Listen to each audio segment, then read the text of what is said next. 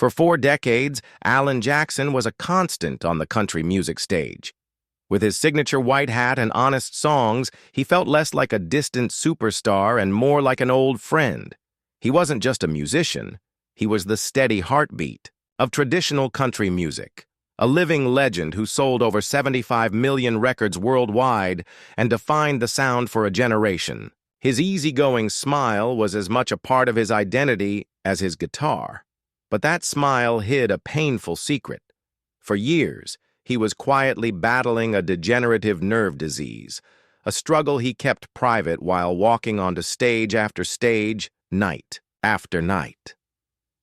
Now, at 66 years old, the heartbreaking reason why he had to finally say goodbye to the road has been revealed, and it paints a picture of a man whose quiet strength goes far beyond his song lyrics. The news still came as a shock to the millions of fans who'd followed him from the beginning. Alan Jackson, the man who seemed as timeless as his music, was retiring from touring. This wasn't a choice born from fading passion, but one forced on him by a relentless health condition. For years after his diagnosis, he walked on stage knowing his body was slowly fighting against him, feeling the effects of a neurological disease that chipped away at his balance and strength. He kept it quiet, not for pity, but to let the music speak for itself. But as the years went on, the symptoms became harder to ignore. And so, with the same quiet dignity that has defined his career, Alan Jackson finally shared his truth. A truth that reframes his final years on the road not as a simple farewell, but as an act of incredible courage. This is the real story of why one of country music's greatest icons had to hang up his touring hat for good. May 17, 2025, marked the end of an era for country music. Inside the Fiserv Forum in Milwaukee, Wisconsin, thousands of fans gathered for what they knew would be a historic night. This was the final stop on Alan Jackson's last call, one more for the road tour, a title that was a bittersweet acknowledgement of the journey's end. This wasn't just another concert. It was a collective farewell to an artist who had provided the soundtrack to so many lives. The air was thick with a mix of celebration and nostalgia. Every song, from Chattahoochee to Remember When, felt different, carrying a new weight. When Jackson spoke to the crowd, his voice was filled with the same emotion his fans were feeling. He stood before them, a man who built a career on being real and spoke from the heart. "Y'all may have heard that I'm kind of winding down," he began, his words met with a wave of supportive, if saddened, cheers. "In fact, this is my last road, show of my career." The finality of that statement hung in the air as he admitted, "Y'all gonna make me tear up out here." He took a moment to look back on the wild ride that led him to that stage. "It's been a long, sweet ride. It started 40 years ago this September," he told the audience. "My wife and I drove to Nashville with an old U-Haul trailer and chased this dream. It's been a crazy ride. I lived the American dream for sure. So blessed." For the fans who had packed arenas for decades, this was the closing of a chapter. The promise of another Alan Jackson tour was always a given. Now, that promise was fulfilled for the last time. While he did tease one last grand finale in Nashville for the summer of 2026, he made it clear his life on the road was over. The man who chased that neon rainbow all the way to the Hall of Fame was finally coming home. To really get the weight of that final show, you have to go back to the beginning, to the red clay of Newnan, Georgia, where Alan Eugene Jackson was, born on October 17, 1958. He was the son of a Ford plant mechanic and a school cafeteria manager, a humble blue-collar upbringing. He grew up with his 4 older sisters in a small house his dad built around his grandfather's old tool shed. Music was just a part of life, and a career in it seemed like a fantasy. He spent his early years selling cars and driving forklifts to get by. His life changed forever when he met his high school sweetheart, Denise, at a local Dairy Queen. They married in 1979, and it was Denise who became the catalyst for his entire career. While working as a flight attendant, she had a chance encounter that would alter their lives completely. She spotted country superstar Glenn Campbell in an airport, and with a boldness born of belief, told him about her husband back in Georgia, a talented songwriter with a big dream. Campbell gave her a contact for his music publishing company, telling her to look him up if they ever made it to Nashville. That was all the push they needed. In 1985, Alan and Denise packed up a U-Haul and made the move to Music City to chase that neon rainbow he'd later sing about. But Nashville doesn't just hand out success. The early years were a grind. To make ends meet, Alan took a job in the mailroom at the Nashville network.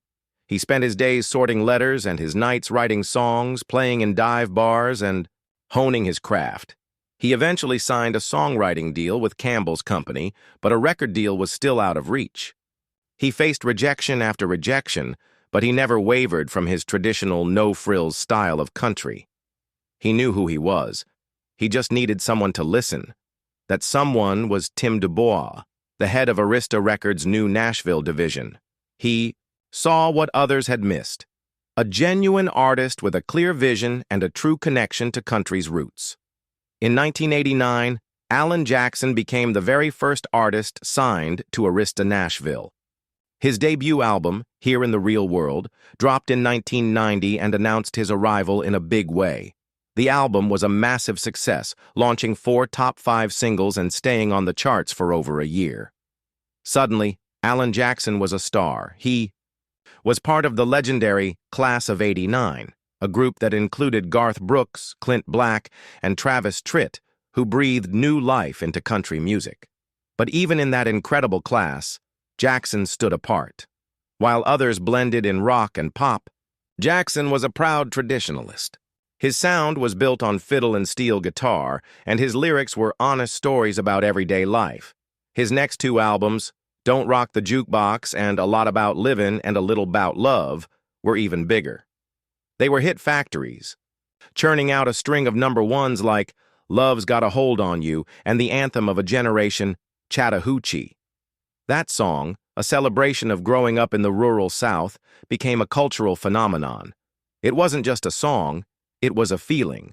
It captured his appeal perfectly. He was the quiet man in the white cowboy hat and ripped jeans, singing about life in a way that felt both personal and universal.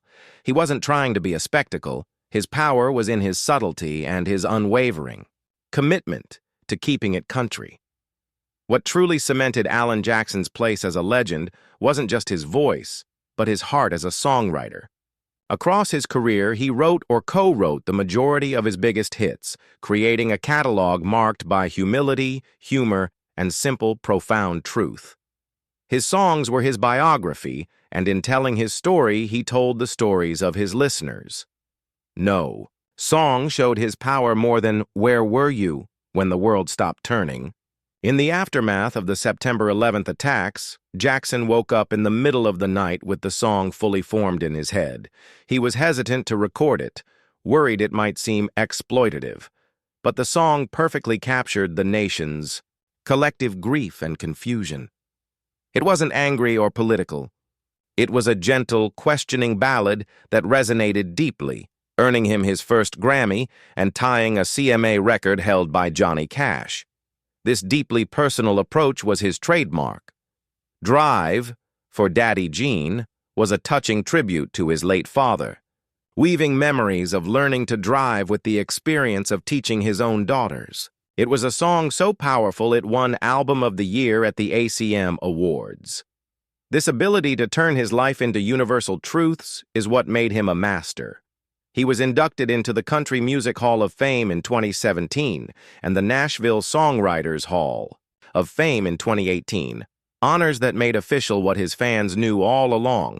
Alan Jackson wasn't just a singer of country songs, he was one of its most important storytellers. For all the awards and sold-out arenas, a much more private story was unfolding behind the scenes. In 2011, Alan Jackson received a diagnosis that would change everything.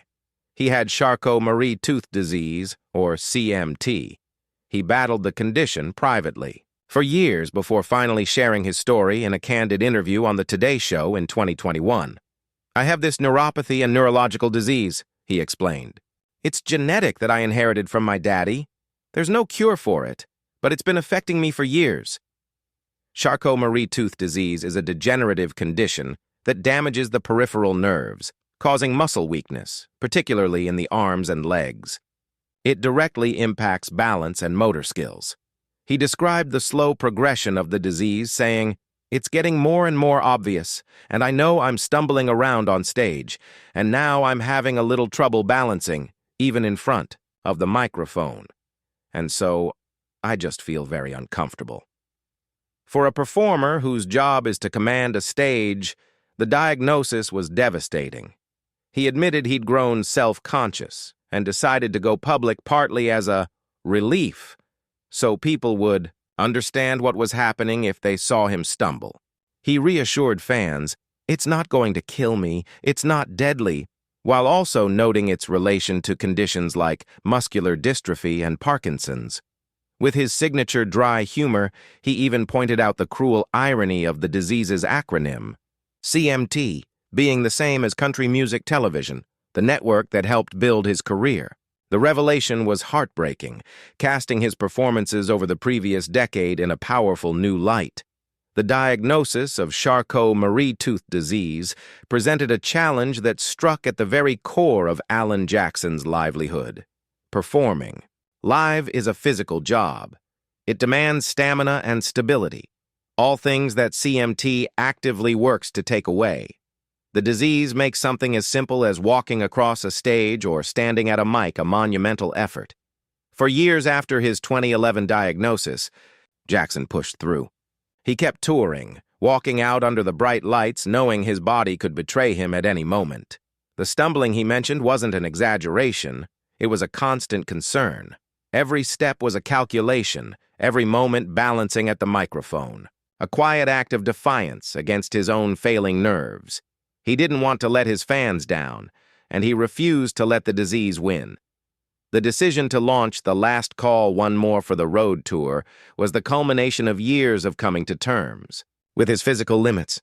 The tour's press release tellingly noted that each show would be the last time he'll ever perform his more than 30 years of hits in that city and surrounding areas.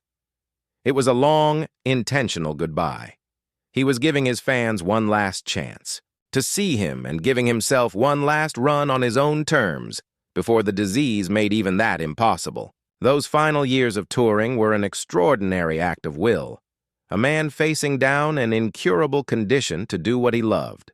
One last time.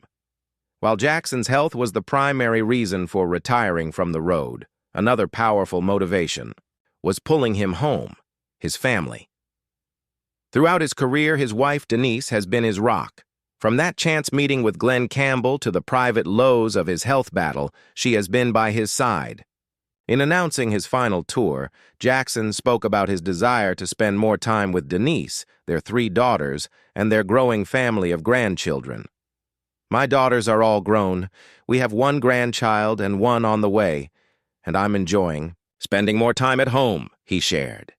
This focus on family is a heartwarming counterpoint to the sad news of his retirement. It's a reminder that behind the icon is a husband, father, and grandfather. His retirement from the grueling demands of touring is a chance to cherish the life they've built, to be present for the small moments that are impossible to catch from a tour bus. But stepping away from the stage doesn't mean stepping away from music. Jackson has been clear that his touring days may be over, but his creative spirit isn't. "The creative part jumps out every now and then," he said on his daughter Maddie's podcast. "I'm always scribbling down ideas and thinking about melodies, and I feel like there'll be some more music to come, yes. This is the best news for his millions of fans. The storyteller isn't putting down his pen, he's simply closing one chapter to begin another, one where he can create at his own pace, surrounded by the family that has always been his greatest inspiration." While the tour bus is parked for good, Alan Jackson has one more performance planned. On that emotional night in Milwaukee, he promised his fans a final farewell concert in Nashville in the summer of 2026. The details are still on the way, but the location is hugely significant. "We just felt like we had to end it all where it All started, and that's in Nashville, Tennessee, he explained from the stage. Music City, where country music lives. I gotta do the last one there. This final show will be the ultimate full-circle moment. It was in Nashville that a young man from Georgia arrived with a U-Haul and a dream, worked in a mailroom, and became one of the biggest stars in country music history. To take his final bow in the city that made him is a powerful, symbolic act. 1. Can only imagine the emotion that will fill the arena that night, which is expected to be an all-star tribute honoring the man who had such a profound impact on the genre. It will be a celebration of his legacy, a thank you from the industry he helped shape, and one last chance for the fans to sing along with the man in the white hat. Ending his touring career in the heart of Music City is the perfect final note to a remarkable 4-decade journey. Alan Jackson's retirement from touring is the end of an era, but his legacy is indestructible. He's more than a multi-platinum artist with a shelf full of awards. He's a pillar of country music, a standard-bearer for tradition who never chased a trend. His songs told our stories of love, heartbreak, and the simple beauty of an ordinary life, with extraordinary grace. While his physical presence may be leaving the stage, the music he created is timeless. It will live on in pickup trucks, on late-night radio, and in the hearts of fans for generations to come. He kept it country, and for that, will forever be grateful. What's your favorite Alan Jackson song, the one that will always stick with you? Let us know in the comments below. And if you enjoyed this look into the life of a true country legend, make sure to subscribe and turn on notifications for more stories about the artists who made the music we love. Thanks for watching.